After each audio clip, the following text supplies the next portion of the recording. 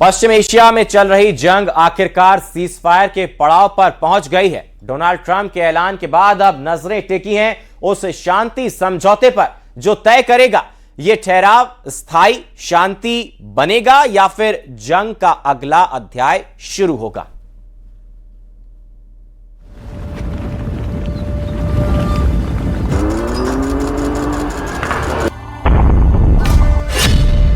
पहले डेडलाइन, फिर धमकी और अब सीज फायर।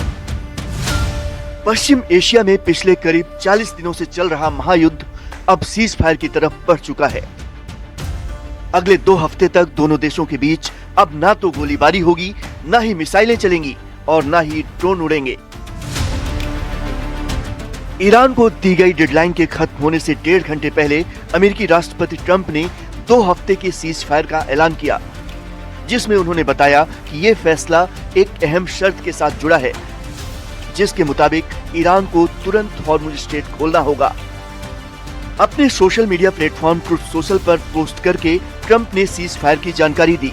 उन्होंने लिखा, पाकिस्तान के प्रधानमंत्री से बातचीत के बाद उन्होंने मुझसे कहा कि आज रात ईरान पर होने वाले हमले को रोक दिया जाए, इस शर्त पर कि ईरान तुरंत पूरी तरह और सुरक्षित तरीके से हॉर्मुज स्ट्रेट को खोल दे। मैं 2 हफ्तों के लिए हमले और बमबारी रोकने के लिए तैयार हूँ। ये दोनों तरफ से लागू होने वाला सीज फायर होगा। हम ऐसा इसलिए कर रहे हैं क्योंकि हम अपने सभी सैन्य लक्ष्य पहले ही हासिल कर चुके हैं और ईरान के साथ लंबे समय की शांति के लिए समझौता काफी आगे बढ़ चुका है। हमें ईरान की तरफ से 10 बिंदुओं का प्रस्ताव मिला है जिस पर बातचीत हो सकती है। उधर ईरान ने भी सीज फायर की पुष्टि की।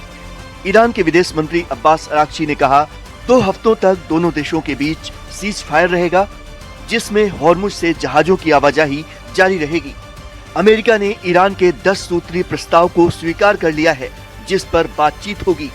दोनों देशों के बीच हुए इस समझौते के लिए ट्रंप के सामने ईरान ने जो शर्तें रखी हैं, उनके मुताबिक ईरान पर अमेरिका कोई हमला नहीं करेगा। हॉर्मुज स्ट्रेट पर ईरान का कंट्रोल बरकरार रहेगा। ईरान को परमाणु संवर्धन जारी रखने की अनुमति होगी। ईरान पर अमेरिका के सभी आर्थिक प्रतिबंध खत्म होंगे। ईरान पर लगाए गए सभी सेकेंडरी प्रतिबंध भी खत्म। संयुक्त सुरक्षा परिषद के सभी प्रस्ताव रद्द। International atomic energy agency board of governors के सभी प्रस्ताव रद्द होंगे। अमेरिका ईरान को जंग में हुए नुकसान का हर्जाना देगा। पश्चिम एशिया से अमेरिकी सेना की वापसी होगी और लिबनान समेत सभी मोर्चों पर युद्ध विराम होगा। उधर ईरान के सुप्रीम लीडर मुज्तबा खामनेई ने भी सीज फायर को अपनी मंजूरी दे दी है। इस्लामिक रिपब्लिक की सुप्रीम नेशनल सिक्योरिटी काउंसिल ने 2 हफ्ते के सीज फायर का जिक्र करते हुए एक बयान जारी किया, जिसमें कहा गया है कि समझौते की डिटेल्स को फाइनल करने के लिए शुक्रवार से बातचीत शुरू होगी। इसका मकसद अमेरिका के साथ होने वाले समझौते की शर्तों को ज्यादा से ज्यादा 15 दिनों के भीतर अंतिम रूप देना है।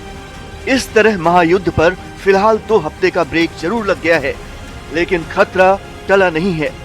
अगले 14 दिनों में अमेरिका और ईरान के बीच होने वाली बातचीत ये तय करेगी कि ये युद्ध खत्म होगा या फिर महायुद्ध के नए चैप्टर की शुरुआत होगी।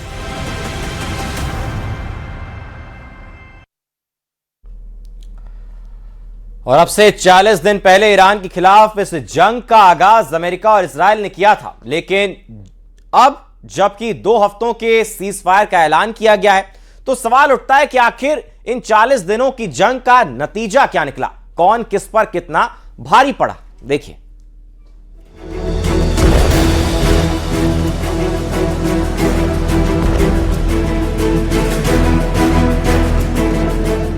ईरान की सड़कों पर जश्न मनाया जा रहा है। ईरान इन इंडिया के आधिकारिक अकाउंट से साझा तस्वीरों के जरिए ईरानी सभ्यता की ताकत को दिखाया जा रहा है। तस्वीर में अमेरिकी राष्ट्रपति डोनाल्ड ट्रंप को झुका हुआ दिखाया गया है।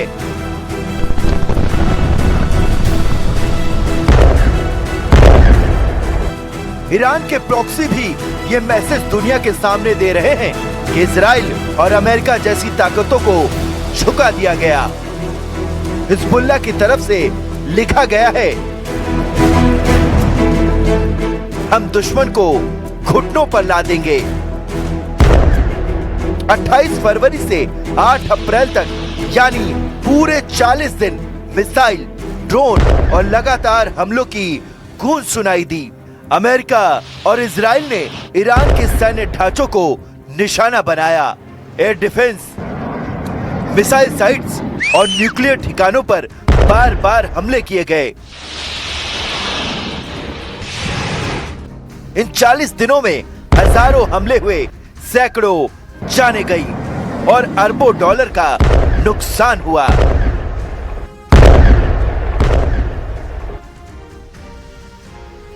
यानी जश्न और दावों के बीच ये जंग दूसरी तरफ भारी पड़ी। लेकिन जब ये जंग शुरू हुई थी तब इसे ईरान के न्यूक्लियर इरादों को चुनौती देने के मकसद से शुरू किया गया था। ईरान को बड़ा खतरा बताते हुए इस जंग की शुरुआत की। ईरान के सुप्रीम लीडर अयातुल्ला खामनेई समेत ईरान के बड़े बड़े नेता मार दिए गए। आईआरजीसी के टॉप कमांडर टारगेट किए गए, जिससे ईरान के कमांड स्ट्रक्चर में बड़ी दरार आई। नतांज और फोर्डो जैसी न्यूक्लियर साइट को निशाना बनाया गया। ईरान की मिसाइल साइट्स को तबाह कर दिया गया। इंफ्रास्ट्रक्चर, तेल ठिकानों और कम्युनिकेशन नेटवर्क को तहस नहस कर दिया गया। यही नहीं, इन हमलों में हजारों ईरानी नागरिक भी मारे गए।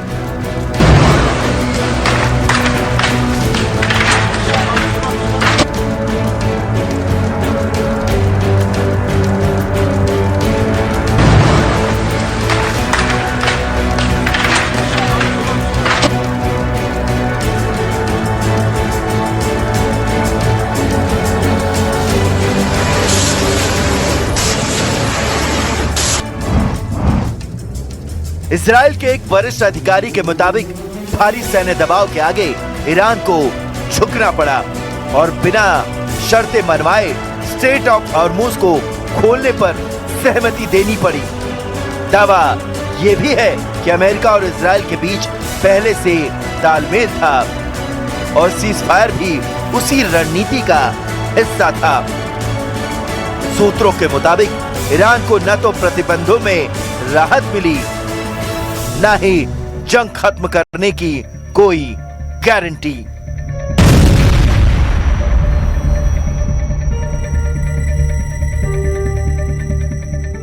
यानी मैदान में दबाव इतना ज्यादा था कि ईरान को अपने कदम पीछे खींचने पड़े।